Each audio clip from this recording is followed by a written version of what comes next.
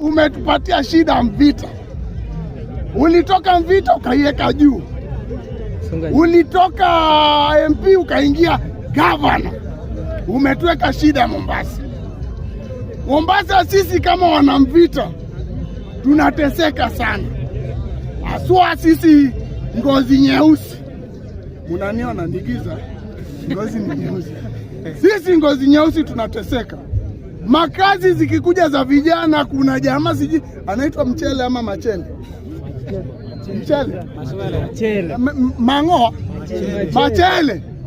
Amelala kijana na ngorota. Kijana anakula mogoka Mombasa. Kijana hakuna siku anaongea bungeni. Wanaume kama Mutienda Mola wanaongea bunge. Wanaume kama kina Salasi wanaongea bungeni. Machele. Umesema ni Machele ama Mchele? Machele. Analala. Ndio maana tunataka Mvita ikuwe na mama.